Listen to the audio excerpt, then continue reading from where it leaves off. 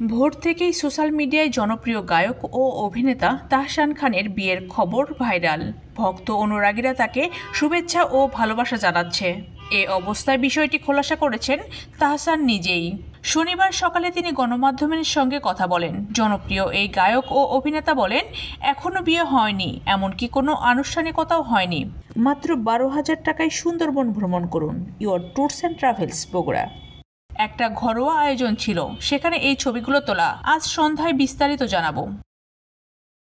এর আগে আজ ভোরে সোশ্যাল মিডিয়ায় তাহসানের বিয়ের আয়োজনের ছবি ভাইরাল হয়। এরপর থেকেই মূলত খবরটি ছড়ায়।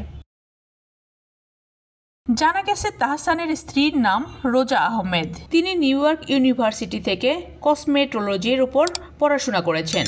পড়াশোনা শেষ করে তিনি কসমেটোলজি লাইসেন্স গ্রহণ করেন এবং পরবর্তীতে নিউ ইয়র্কের কুইন্সে রোজাস ব্রাইডাল মেকওভার প্রতিষ্ঠান করেন। তিনি একজন উদ্যোক্তাও। এছাড়া প্রায় 10 বছরের বেশি সময় ধরে বাংলাদেশ এবং যুক্তরাষ্ট্রে ব্রাইডাল মেকআপ আর্টিস্ট হিসেবে কাজ করেছেন রোজা আহমেদ। পাশাপাশি একজন মেকআপ শিক্ষিকা হিসেবে তিনি বহু নারীকে প্রশিক্ষণ দিয়েছেন এবং উদ্যোক্তা হতে সাহায্য করেছেন। সামাজিক মাধ্যমে রোজার রয়েছে অসংখ্য অনুসারী এবং নেটিজেনদের কাছেও তিনি জনপ্রিয়।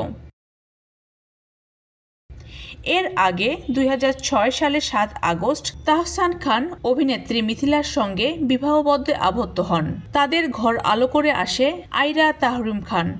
তবে 2017 সালে 4 অক্টোবর হঠাৎই তাদের সেই সম্পর্কের ইতি টানেন। এক যৌথ বিবৃতির মাধ্যমে তারা তাদের বিচ্ছেদের ঘোষণা দেন।